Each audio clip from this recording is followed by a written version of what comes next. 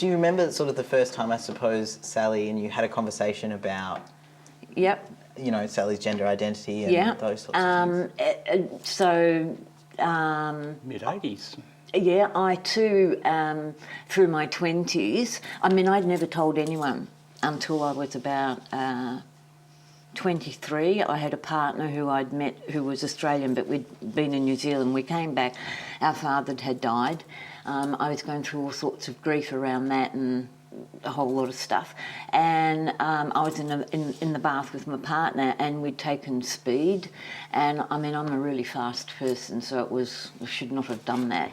And and I came out and told him, and it was the first time. And in retrospect, because I mean, I didn't know how to label emotions, but in retrospect, I felt shame and I felt like I knew I'd betrayed the family because it was like, you do not talk to anyone. No one had ever said, my parents had never said, you don't talk about this to anyone, but somewhere it was, you don't talk about it. So I didn't talk about it and it just stayed inside and got bigger and bigger and bigger.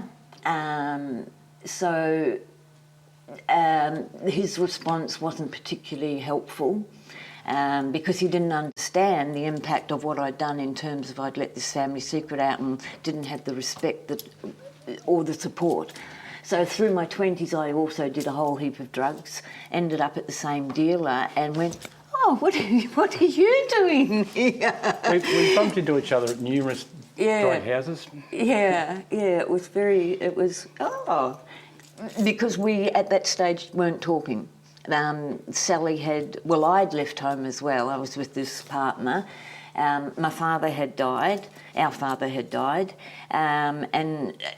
Anyhow, so that was all the 20s, drinking and smoking and taking whatever was available, basically. I also did some heroin.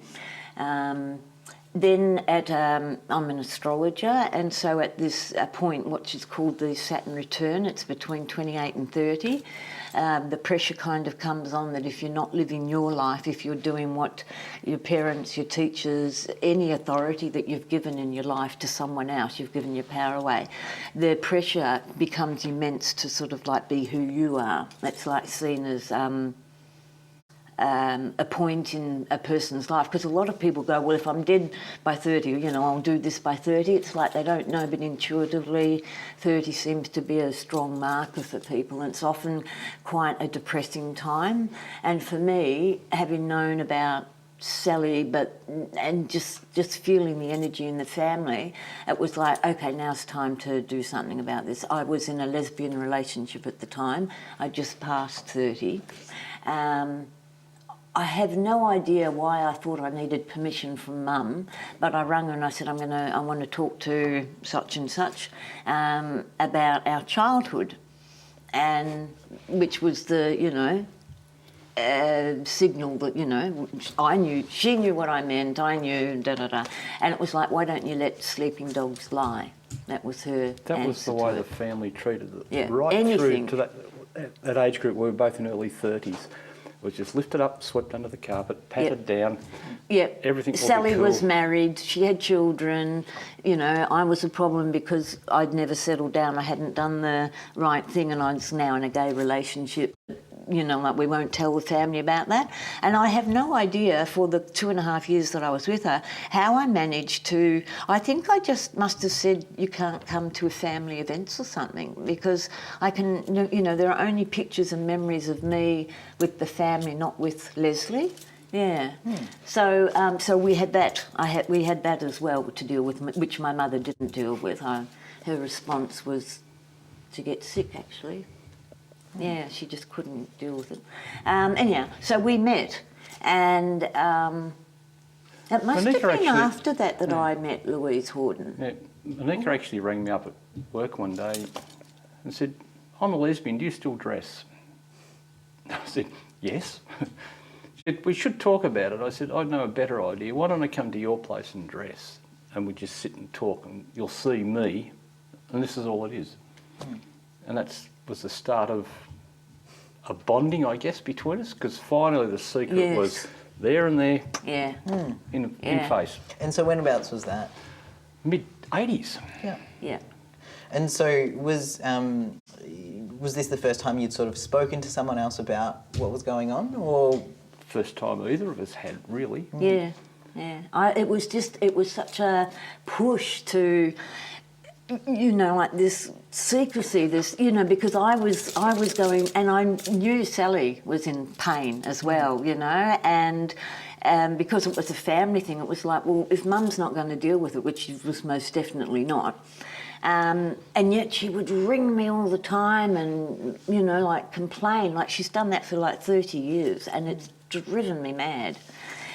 It's like, will you not please just get it together and just, you know, accept or not or whatever, but don't keep talking about it. But yeah, so so we, you came around quite a lot. The first time that that you dressed, like, I mean, I was fairly alternative back then as well, and she came in with this. I don't know, but a sort of like wrong. cream-coloured kind of basic skirt with, you know, court shoes, and it's like, fuck, what? Sorry, what?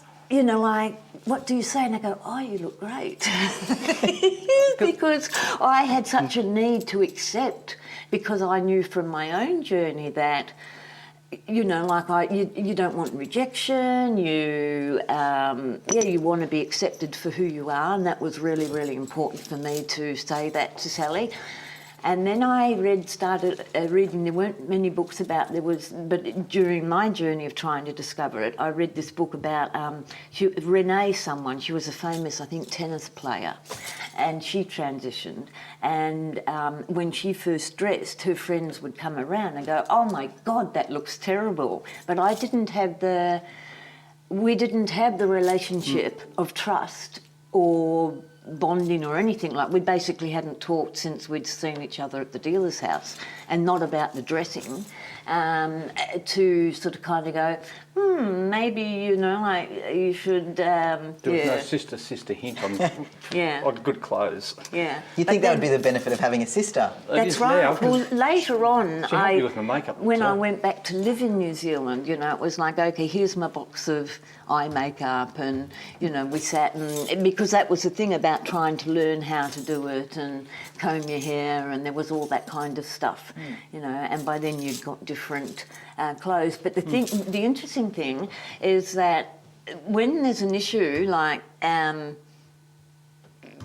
you know, I just always sort of met or could suss a trans person, you know, like, that's because that was my issue in my life. You know, I'm sure lots of people have lived their life and never fallen over one as such, you know, like, so I was working with my cousin, and this woman came in, and she had, you know, lovely bangles and was quite tall, and asked to do some photocopying, and I suddenly was jumping up and, okay, would you like a cup of tea?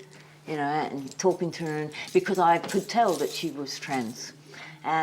Sometime later, I don't know how much later, and it was during this time of talking as well. Reconciliation? That the newsletter for the Seahorse Club, which is a club for transvestites, was left underneath the photocopier. My cousin showed it to me, because we didn't also talk, but he knew that probably anyhow. So I said to Sally, here's this magazine, and in it people have names, and that's where Sally came from. So how did you get to be Sally?